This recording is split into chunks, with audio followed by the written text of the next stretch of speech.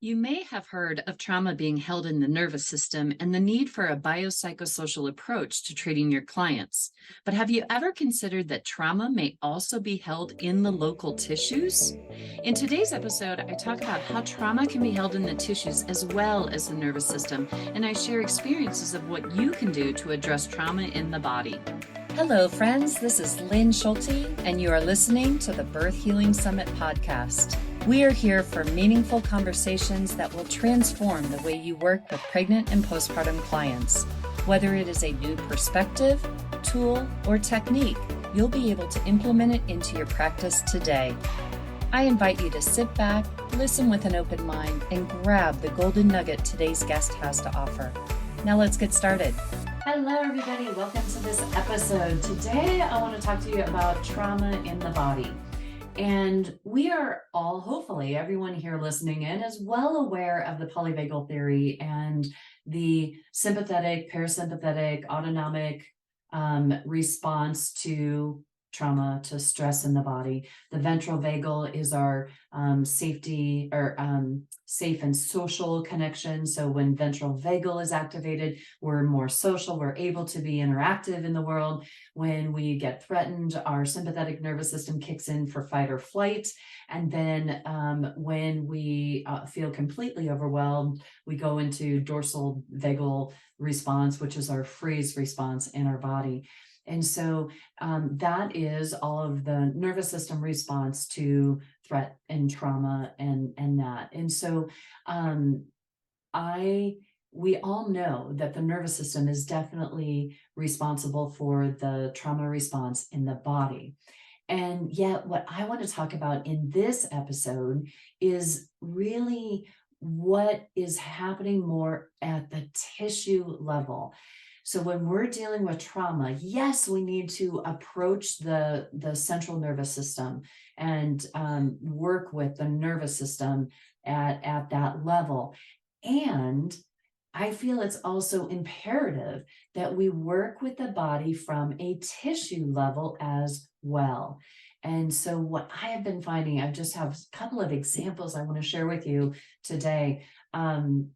One is I just worked on a client this week who had endometriosis excision surgery. So she had this really big surgery 4 weeks ago, and she came in to see me, and she had all the incision sites on her belly, and it just was so bloated and cold.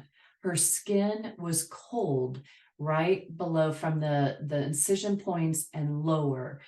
I put my hand on her belly and it was just ice cold compared to my hand above the incision line. It had more warmth to it. And so what we came as we worked together, as I helped her to become aware of the difference in the different areas of the body, she was like, wow, these tissues don't even know what to do with themselves anymore, because they had been so locked down and so tied down from all the endometriosis and scar tissue and the gluing that happens with those tissues, that they could actually move, but yet they were still kind of frozen.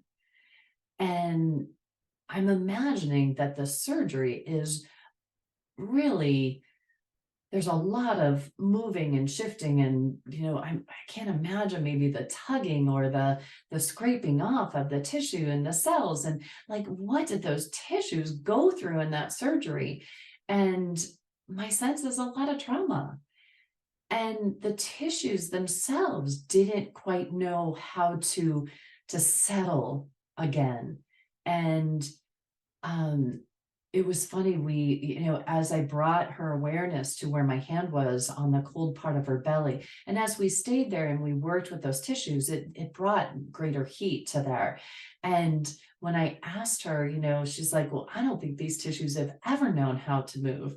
And I asked her, I said, well, is there any part in your body that knows how to move? And she laughed, because she actually has EDS as well. So Ehlers-Danlos syndrome. And that's the hypermobility. And she laughed. She's like, yeah, there's a lot of places in my body that knows how to move. And so I said, well, let's just try to help this area to connect into those areas that can move, and see if we can help those tissues to know that they can relax and move. And there's just this beautiful softening that happened. And then I got drawn into her ileocecal valve, and she came into me telling me that she was having difficulty evacuating her bowel, and that she like feels like she has this big urge to go, but then it won't come out. And when I tapped into her ileocecal valve, right where the small intestine and the large intestines meet, it was stuck open and frozen and just tight all around that structure. And so I just brought attention and awareness and breath to that valve. And again, that did not, usually with the ileocecal valve, there's a rotation that happens as the valve opens and closes. You can feel a rotational component to it. Well, it wasn't doing that. So I found her cardiac valve, which is from the stomach. And I tuned into the rotation of the cardiac valve, and I just held the ileocecal valve, pay attention, like connected those two and say, hey, this is how you're supposed to work. And as I just kind of brought the ileocecal valve's attention to the cardiac valve, it started to rotate, it started to soften. But it wasn't able to fully function because there's so much tension around the tissue. So I worked on releasing that. And then there's this beautiful like gurgle and softening that happened in the whole system. And so as I was working on her, I was like, oh my goodness, this area got so traumatized from, first off being locked down for her entire life. And then now from the surgery and everything that happened during the surgery, the tissues were like in shock and trauma. And that they really didn't know what they should be able to do. And it's almost like the tissues themselves needed to be able to, they needed to have permission maybe to be able to let go of this holding, to let go of the trauma, the shock from the surgery. And it was amazing, the difference in her belly after our session. And I just, when people say that trauma's in the nervous system and that it's, pain's in the nervous system, I'm like, that's half of the equation. Yes, it is in the nervous system. There is a response in the nervous system. However, there's also response in the tissues themselves. One of my colleagues had shoulder surgery where they tightened up some ligaments because it was too loose. And she was having a ton of pain right after the surgery. And to me, it just felt, because she was still on pain meds, but she was, trying to decrease that. But the pain level was a lot higher than we both thought it should be. And when I tuned into her shoulder and just held the tissues, I just got a sense that they were frozen. And, sorry, didn't mean the pun there. It was, she did have a frozen shoulder, but the tissues, the cells themselves were in this state of shock and trauma and were frozen in that response. And when we worked with it, whenever we go under, whenever we are put out with anesthesia, there's a part of us that feels like we died because we are getting knocked out. And acknowledging that and recognizing that really helped her to shift. Her pain level decreased dramatically after that. And so it just makes me realize, like, oh my goodness, anybody's had surgery, we need to clear the shock and trauma. We need to help their body to realize that they didn't die, and get all of them on board. And it really can help with decreasing the pain level with our clients. And so I want us to recognize that when we're dealing with trauma in the body, it's a both and. Yes, it's a nervous system response. And yes, the tissues that were impacted during that trauma are still holding that trauma in that area. And so both need to be recognized, both need to be addressed for full, complete healing to occur. And so that's what I want to help you to realize and understand. I had another client that came to me. She had a C-section. And her C-section pain was so great right immediately after the surgery. And she went on, so for 5 years, she didn't see me 5 years later after this first surgery. She went on and had 2 other surgeries because they couldn't figure out where the pain was from. And when I questioned her about that initial C-section, it was very traumatic for her.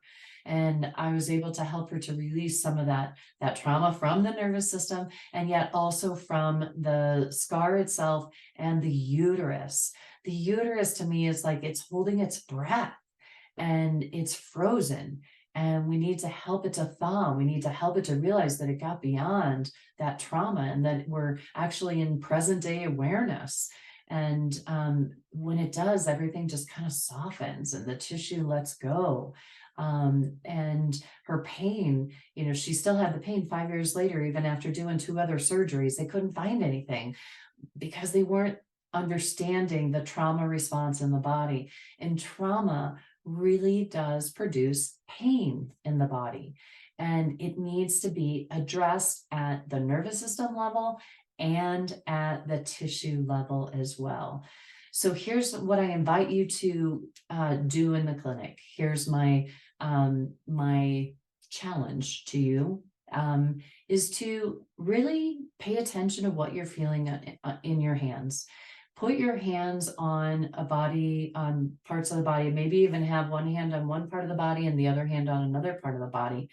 And especially the area that, has gone through something. And, if it's a shoulder surgery, put one hand on one shoulder and one hand on the other shoulder. If it's a C-section, put one hand on the C-section scar and the other hand either on the upper abdomen or the chest. And get really curious with what you are feeling in your hand. What do you sense in the tissues underneath your hand? Do the tissues feel like there's a softness to it? Does it feel relaxed? Do the tissues feel frozen? Do they feel like there's a hardness to it? Does it feel cold? Does it feel warm? What are you sensing underneath your hands? And if you have your hands on the tissue and you're noticing that you're not really getting anything, I invite you to take your hands off, shake them off, really take a deep breath in and just clear your body of any tension. Like on your exhale, just let any tension go from your body. Shake out your hands and put your hands back on the body and just get curious and just stay there until you can sense something. And see what you notice between one hand and the other. Even if it's the most minute thing, just notice it. And I invite you to do that on every single person that you work with. And eventually you're going to start feeling more and more and more each time. And the body is always giving us signals, always giving us information, and we can learn to feel it with awareness, with curiosity, without any judgment, without any agenda. Like just put your hands on the body and ask it, what do you want me to know about you right now? And see what you get. Okay. And if you're interested in learning how to really help work with the trauma in the body and dialogue with your clients and help them to become aware of healing it, please consider joining the Birth Healing Intensive Program. You can check it out on my website. There's an application. Even if you're on the fence, fill out the application and let's get on a call and we can talk about it and see if the program's the right fit for you. Okay. So I look forward to working with those that are interested in diving deeper into and getting more curious about how to work with this kind of response in the body. There are some simple techniques that you can learn to help someone feel into their body more and learn how to shift and release things themselves. And we're just guides. We're just guiding our clients along the way. but understanding and knowing how to guide someone is a skill that anyone can learn.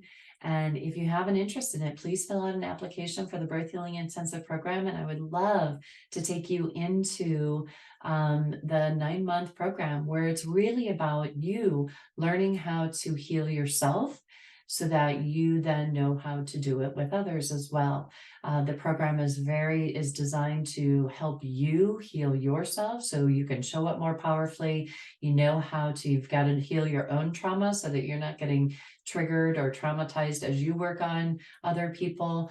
The program helps you do your own work so that you can show up more powerfully to be able to support your clients as well.